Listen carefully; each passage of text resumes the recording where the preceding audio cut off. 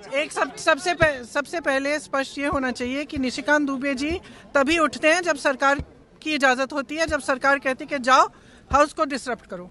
0 our ballot पे आता है, आप देखिए उनका हर रोज़ 0 आवर आ जाता है। हम मांगते मांगते बैठे रहते हैं, हमारा नहीं आता है। तो जब सरकार चाहती है कि कुछ डिसरप्शन करना है तो उनको उठाते हैं। अब आप बताइए, अगर एलओपी को बोलने नहीं दिया, एलओपी को एक किताब जो प्रकाशित है, जो आज आपके सामने भी दिखाई है उन्होंने कि प्रकाशित किताब है, अमेजोन से खरीदी गई प्रकाशित किताब है, उससे कोट नहीं करने दे रहे। आप नियम कह रहे हो कि ये नियम का उल्लंघन है। तो अब ये महाराज उठे हैं और ये 6 किताबें सामने दिखा रहे हैं, उनमें से कोट कर रहे हैं, आप कुछ नहीं कह रहे हैं। इनका माइक चला जा रहा है। और किस लिए कराया गया? ये सरकार स्पष्ट दिखाना चाहती है कि इस संसद में सिर्फ उनकी चलती है। ये तो स्पीकर साहब का भी निरादर है, ये संसद का निरादर है, ये लोकतंत्र का निरादर है, ये इस देश की जनता का निरादर है।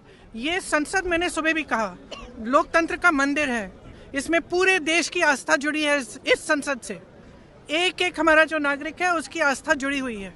और आस्था किस चीज़ में है? लोकतंत्र में है, अपनी अभिव्यक्ति में, कि हर नागरिक की अभिव्यक्ति यहाँ पे होनी चाहिए। अब जो लीडर ऑफ ऑपोजिशन है वो खुद एक व्यक्ति नहीं है, वो एक प्रतिनिधि है पूरे विपक्ष का। मतलब कि जिसने वोट दिया इन सब सांसदों के लिए, उनके प्रतिनिधि मुंह बंद करना चाहते हो।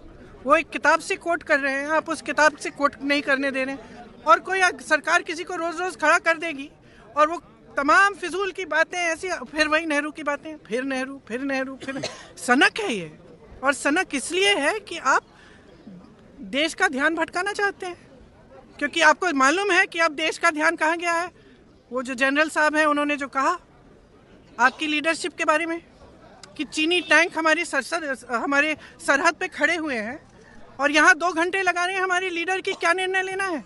और अंत में और वहाँ जनरल साहब इंतज़ार कर रहे हैं कि कोई निर्णय आएगा, और 2 घंटे बाद निर्णय क्या आता है कि आप खुद ही निर्णय ले लो।